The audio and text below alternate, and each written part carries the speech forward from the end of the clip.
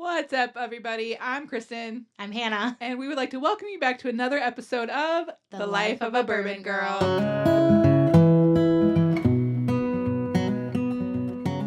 Today, we are going to be talking about Hannah's favorite bourbon of all time. This brand is called Chicken Cock, and I'm just going to ask her some questions, and she's going to tell us all about it. I'm so excited. I'm so excited. I'm so excited for this too, because I do feel like you've talked about it a little bit in our various episodes. Yeah. And I think the one question that everybody really wants to know, like straight to the point, why the name?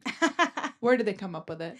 So it started with the founder. His name's J.A. Miller. Okay. He was a farmer, and he decided to start distilling whiskey at the time. And so it was American whiskey at the time. Okay. But he died shortly after, like, getting the distillery started. Oh. So it was, like, 4 years after getting the distillery started. So originally it was called Miller's Old Bourbon. Okay. And so that was, like, the original name of it. But when he died, the guy who took it over, when he died, George White, bought all the rights to the distillery. Okay. So Miller and White, very generic names. Continue. Yeah, I know, exactly. So when he took it over, he wanted to tribute to Miller and, like, his farming ways and everything like that. And so he named it J.A. Miller's Chicken Cock Distillery. Okay. And so that started, like, what we now know as Chicken Cock. So this was back in the 1800s. It was like, it's a very, very old distillery that started well before the Prohibition, which was really interesting. And so still going. Chicken Cock specifically was, like, the common way to call roosters back in that time. Okay. And so they didn't, like, it wasn't like roosters to us now is roosters, right? Yeah. But they always called it, it's a chicken cock, right? Which makes sense. Interesting. But yeah, so it's a sign of, like, resilience and awesome. pride and everything like that. So it's like his tribute. Today it would be called J.A. Miller's Roosters. Yes, exactly. the rooster bourbon. That's what I'm going to think about now when I think about it. I know. I'm just going to call it Roosters. Hey, can I have some roosters? Yeah. And the bartender's going to look at me and go, I'm sorry, what? Yeah. So awesome. It was around, like, 1840s is when J.A. Miller started, like, his distillery, and then, like, 1850 I think is when he died. Wow. And so then that's when it started transitioning, like, ownership and everything like that. Yeah. And then it went through a lot with Prohibition and stuff like that, which is really interesting. That is really interesting. So they've been around. They're one of the oldest distilleries that has been, like, kind of consistently around, but not consistently. So right, consistently, but not consistently. Yeah. So tell me what kind of bourbon they make. So they make all kinds. Okay. They do a lot of different, like, partnerships and different like types of casks and stuff like that. So they have some really, really unique ones. You can get a Japanese oak finish. Which is really interesting. You can get, like, red stave, petite Syrah finish, like barrels, cognac finish. They have, like, a bunch of different types of rye. So it's like they kind of do a lot. Yeah, it sounds like it. Yeah, that's no joke. And they're all they are kind of expensive. So a lot of those finished bottles are gonna cost you anywhere from, like, $120 to, like, $200, $250. Yeah. So it's definitely on the more expensive side, but they're all wonderful tasting. Are they easy to find? Not the specialty ones. Okay. So their straight Kentucky bourbon and their straight rye bourbon are all really easy finds. Okay. And they're relatively on the cheaper side too, which is nice. Yeah. But, like, the private casks and, like, the special finishes are not commonly found outside of their tasting room. You gotta go looking. Yes. But they have this cute, like, really cute tasting room in downtown Bardstown. Oh. And it's, like, right off of, like, a circle. What are those roundabouts called? Yeah. And it's this cute little house. You walk in and you're like, this is literally just a house. They have this really old-timey kind of room that you can do tastings at, and they'll do, like, cocktails and stuff like that too. So that's how I knew of them before this. Yeah. Because I had tasted it for the first time with one of my one of my like a guy that I used to babysit for. We have like a really good relationship with them. They're close family friends.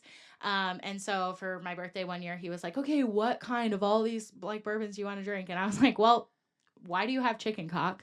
What is that? And I liked it when I first tried it. So then we found the chicken cock tasting room when we were in Louisville. And I said, we have to go. We have to go.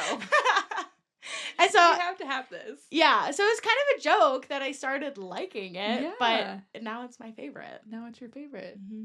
Which one is your favorite? The private cask. Okay. So you can only get that one in Louisville. There at their tasting room. Yeah. It's around, I think it was only $90. Like it wasn't overly expensive from the tasting room itself. Yeah. But yeah, it's a really good one. That is good. So shout out if you're in the Louisville area, go to their tasting room. Go try it. Try it out. I'll have to go the next time I'm there. Yeah. So, and today we're going to be drinking 2 of their private casks. Yeah, we are. So what's fun about this is we don't know which one is which. So, but we know both of them are chicken cock private casks. Mm-hmm. So this is my bottle that I have. The other one is a private cask 5-year from that was bought out by a liquor store in Wisconsin. Okay. So my dad had bought that one, and so we're gonna do a side-by-side comparison. Yeah. To see what we think. So what do you think the price difference is between the 2 of these? My dad spent $110, $120. So not like a huge difference. Yeah. So yeah. Okay. But not crazy. Yeah. I do want to point out even the coloring on these is a little different. Like one of them is just like not. I mean, it's still the same brown liquor color, but one of them is very substantially darker than the other. Yes. In my opinion. Yes. So I'm very intrigued by that. I know. And they are, because they're both like the 5-year private casks. Yeah. I am really curious to see like what the difference is. Yeah. If there is like that big of a difference but like, as you said, the coloring is. Yeah. Like one of them is darker. So. Okay. So which one are you going to try first? We're going to try number 1 or number 2? One first. Let's try one. Okay. Make sure it's the same color as each other. Cheers. But cheers. Yes, they are.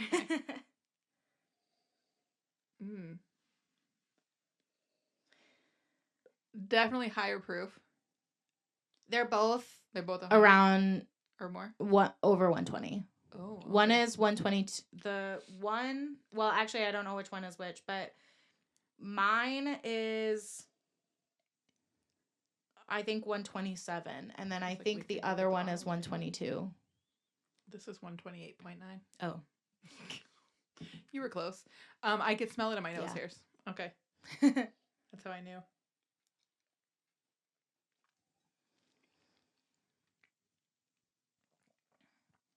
Ooh, she's spicy. That's a cute face. This is where Hannah gets an ice cube. Too bad you don't have any ice. Too bad I don't have any ice. Ooh, she's spicy. Yeah, that one's hot. That one lasts on your tongue for a long time. It does. It's almost so hot, like there's not a lot of flavor.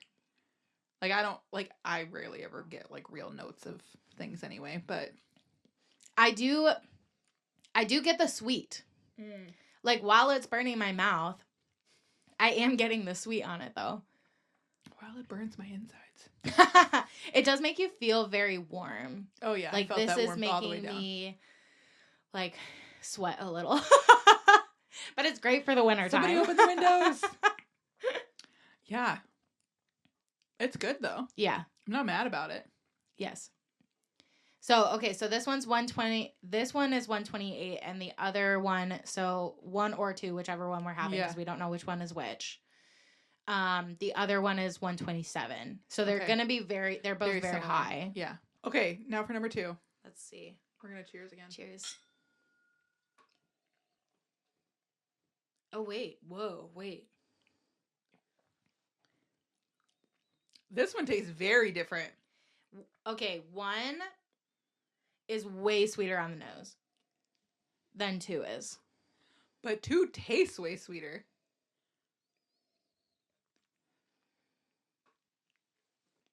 Whoa. Right? That's almost like syrupy to me. This one, one is like kind of all burn, and this one is very syrupy is right. Yeah. Very little burn, very, very syrupy. Like very sweet. It's got that it's got the weird mouthfeel. Like that. Makes me want to make that face. I don't know how to describe it. You know what I mean though? Yes. I'm trying to think of a way to describe. Kind of like, not quite slimy. Kind of like a caramel, like when caramel is stuck in your mouth kind of thing. Bit. Yeah, a little bit. And you're just like, yum, yum, yum, yum. Say it a little closer. Yum, yum, yum, yum. Okay, wait, this is so interesting. I feel like this should be pretty obvious to you because this is your favorite. And you have this. I know. I think one is my bottle. Yeah. Because I'm very familiar with that burn. Yeah. And I think 2 is Dad's bottle. That would have been my guess as well. And our producer is confirming. Yay! Yes! Totally killed that. We love when we guess correctly. Mm-hmm. I just can't get over how sweet this is. It's significantly different. Yeah. So I was looking at the bottles. So I don't have my dad's bottle, but this one, it says like barrel number 5, but then on my dad's, it was like barrel number 17 or whatever. Oh. It was number 17, yes. Yeah. So I just wonder what the difference is. Yeah. Well, they're both 5 years. They're both 5-year. Rachel has something to say. So what our producer is telling us is to remind everyone what a private cask is. Please tell us. So a private cask is when it's personally selected by whoever is going to be like distributing it. So like this one, like a store. Yeah. This one is the private cask for the like actual location of the tasting room. Oh, okay. Whereas my dad's was the private cask of the store in Wisconsin, the liquor store in Wisconsin that he got it from. Yeah. So are those often called store picks? Yes. Yeah. So fun fact for you at home. Yeah. And usually on the bottle, and we'll share a photo of my dad's bottle over this, but you can see it written out, and it's written for the store on the picture. So you can clearly tell like, okay, this is from this store. Yeah. Like, and this store picked this out. Mm-hmm. Yeah. So, and this one doesn't have anything, but it does say distillery exclusive. Yeah. Because you can only get it there. Yes. So, Bardstown is they are the ones who distill chicken cock at this time. So chicken cock's history. Yeah, tell us about it. So of course Miller dies, right? White takes over, and then he names it chicken cock. Yep. He actually a few years in found out that a place in Boston was making this really cheap whiskey that was like really bad, but it also had a variation of like chicken cock in the name.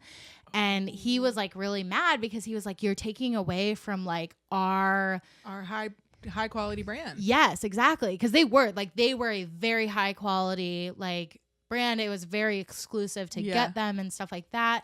And so he was really upset by it. So he took them to court and he won. So then he like got all of the rights and everything to the name and brand of chicken cock. And so no one else could like use that as part of their like logos or anything like that, which was really interesting. So that all happened. But then shortly after that, like 1900s or like, the 19th century or whatever comes around. And then, everything is prohibition, and you can't even get like except for medicinally, correct.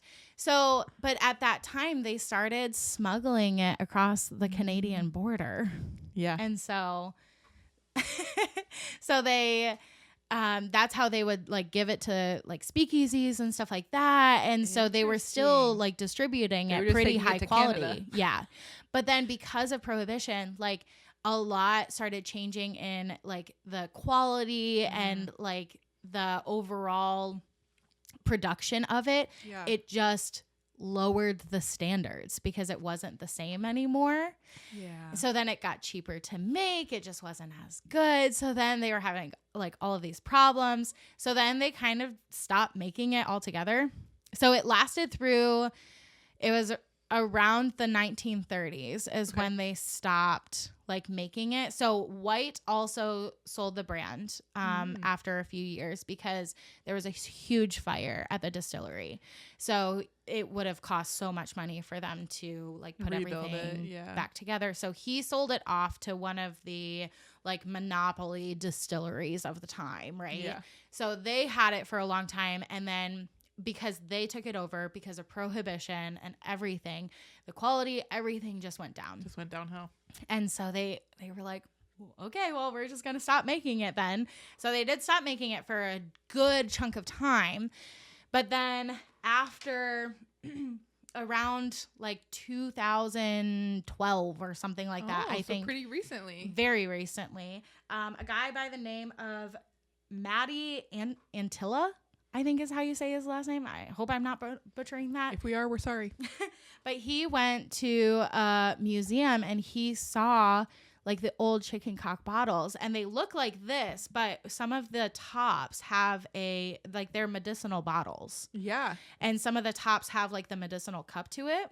So it's like the tin cup on top. And so he was like, that's so cool. I'm going to remake chicken cock. And so he revived the brand, and he did so much research into like trying to get it back to the original high quality that it was when it first started. And so he copied the bottles. And so this is what all of the bottles look like, but some of them have the tin cup. I love the texture on it too. Isn't it so nice? That's like, it's very aesthetic. Yeah. So, so he started bringing it back. So the first bottle wasn't like fully done of bourbon until 2017. So it's still very, very new. Yeah. New but old. New but old, right. New but old. Wow, that's pretty cool. Isn't that cool? That's so fun. I can see why it's your favorite. Yeah. Because it doesn't just taste good. Like there's so much history in that, which we've talked a little bit about before. Like just the history of bourbon, how it started, how everyone experienced it during Prohibition, like all of those things. And so hearing that it essentially died out for a long time until someone was like, no, I'm inspired to bring this back. Right. Like, how fun. Yeah. I love that. It's a fun one to have. It's a fun drinker, and the name always gets people. Yes. Every time. Well, welcome to the century that we live in. Times are a little different. I have decided, I don't know if I said this earlier actually on the podcast, or I think I did, like in our conversation. I'm just going to start calling it Roosters. The Rooster bourbon. Can I have some Rooster bourbon? So if you anybody out there ever hears me asks for that, just know. That is pretty wild though. Yeah. That's a cool story. Thanks for sharing. Of course. So the Private is your favorite from there. From there. What are some of the more common brands that they have that people can easily find if they wanted to try it? So the straight bourbon whiskey is going to be an easy find along with the straight rye. Got it. Okay. Both of those are around 80, 90 proof. I think actually both of them are 90 proof. Okay. So they're on the lower side. Yeah. Pretty commonly found. They're not overly expensive because I think the bottles themselves are under $50. Okay. So we've tried both of these now, number 1 and number 2. Yes. And our lovely producer has revealed to us which is which. Obviously, number 2 was your dad's. And then with the store pick from Wisconsin, and the number 1 is yours. Yep. Which is your favorite? Like, is your favorite still yours? I think it is. Yeah? I don't love, like, my dad's being, like, so overly sweet. Yeah. And I do usually drink mine with an ice cube. That's true. I do sometimes have ice in my house. I've yet to see it. That's true. But I do like just putting an ice cube in there. Yeah. I think it breaks up a lot of the heat on the front end of it. And it really does bring out, like, the sweetness, but not the syrupy sweetness, if that makes sense. I was just trying number 2 again to see if it changed my mind. And I think I agree. Like, I would have to have that one in, like, very small quantities, or, like, I mean, I don't generally mix more expensive bourbon with stuff, but, like, I would mix maybe in an old fashioned. It might be nice. Like, that syrupy sweetness like, might be tamed out with other things. 'Cause it's just too, like, the mouthfeel of it is just too much. It's not my favorite. It's not my favorite. You referenced caramel earlier, and, like, the caramel feel. Yeah. And I hate that feeling. Like, I hate the like feeling of things like sticking to your teeth and like, oh, like, yeah. I'm a big texture girl. So anything that has like funky texture, I'm like, nope. Yeah. And I don't mind the heat. Like, I don't mind the hot of your bottle. Like, I don't mind the spice of it. Like, I like, especially in the winter, we talked about, like, I love the warm all the way down my esophagus, right? Like, I love that feel more than I like that face. Yes. Well, and I will say for this bottle, I like, because it's my favorite bottle, because it is expensive, and because I can't get it outside of Louisville, it is not a regular drinker for me. Yeah. So usually I bring this out if I am like having whiskey with someone or, we're, having the drinks and stuff like that. And so oftentimes, because this is such a high proof, I'm never starting with this. Right. It's like either my second, it's like my second drink in the night, third drink in the night. Like, it's always going to be my last one. Yeah. And so, because at that point, your mouth is already kind of prepared for it. You've already had some other drinks, some lower proofs. By the time that I get to this one, it's like all bursts of flavor. And so I don't notice the heat as much. And it is like, every time I have it, it's just good. Yeah. So, it's consistent. It is. Yeah. Yes. We love consistency. Yeah. I did introduce one of my friends to this one, and he talks about it all the time. He's like, where's the chicken cock? I want the chicken cock. Like, he gets so excited to drink it with me. That's so good. And so the other night we were drinking just like a regular Kentucky bourbon Elijah Craig. Nothing special, but he was primarily drinking it. I had a sip of his, and he was like, it's just not as good as chicken cock. This one tastes like diesel fuel or whatever. And I was laughing so hard because I think the like typical Elijah Craig is like 90 proof. It's not hot. No. But it doesn't have the sweetness that chicken cock has. Yeah. And so while he thought that one was so spicy, so hot, it is compared to this one because this one has such a like the rich developed like sweetness to it. So that's so funny. Yeah. We love that. We love to see it. Yeah. I feel like I think you're right. Like, this would be like not the first drink of the night because then my taste buds are destroyed. But a little later on, again, we're just gonna keep hitting. We live in Michigan in the winter, like reading a book on the couch, like warm your insides. Absolutely. Would be wonderful. Yeah. I don't think I would necessarily drink this around a bonfire. No. Because I would sweat to death. Yeah, you would get so overheated. I know. Yeah, it's like one sip later, I'd be like, okay.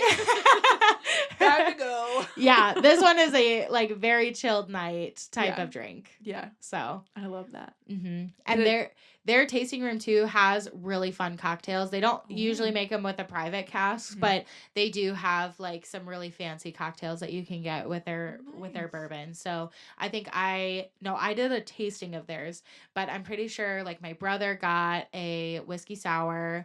I love a whiskey sour. I think my sister got a old fashioned. I think my sister-in-law also got an old fashioned. But well, your sister's confirming. Yeah, she is confirming. But they do have some really fun cocktails. So again, plug Shout to out. go. Go visit them. Go visit them. I need to go visit them. Mm-hmm. We need to plan a road trip. We need to go on a road trip. We do. That's our next task. When we leave you guys today, we're gonna go plan our next. We're gonna go plan our trip. I love it. Is there anything else that sticks out to you about either one of these? No. I mean, I think we've covered it. I think we have anything on your end? No, I just really like number one better than I like number two. My bottle wins! Your bottle does win. Your bottle does win. And it probably wins out of mouthfeel alone for me, personally. Truly. Because the proofs are so similar. They're like, 1 point off from each other. The proofs are so similar. The nose for me is not very different. Like they're so similar, but that mouthfeel just gets me. Yeah. Well, and now as we're continuing to drink it, I'm like, okay, I like that burn is starting to get less. Yes. And it is just pleasant. I mean, I like both of them. Like, but I would not regularly have. Like I said, I would put the more syrupy one like in something. Yes. More than anything else. But it is kind of interesting because of the medicinal bottle and everything. True. To me, it reminds me of medicine. That, maybe like that's on purpose. Syrupy medicine. That's true. So I think that's interesting. Well, Hannah, thanks so much for sharing with us all about your favorite bourbon. I'm glad you guys got to try it. I did. And thank you to Hannah's dad for sharing his bottle with us. We deeply appreciate it and your support of the podcast. Yes. So next time, who knows what we're going to talk about? We're just on this journey of bourbon together. So make sure you like, subscribe, follow along, all the things.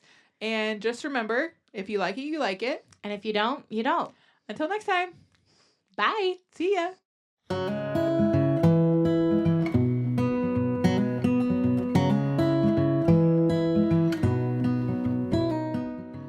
Okay, so disclaimer, all of this information that I've shared can be found on Chicken Cock's website. All of their history is located there. So if you want to do any more of your own research, you can also look at their website. It's very, very interesting. And as much as we love them, they are not sponsoring us. So this is not a paid advertisement for them by any way, shape, or form. It's just one of Hannah's favorites. So we decided to talk about it. Yep. Cheers.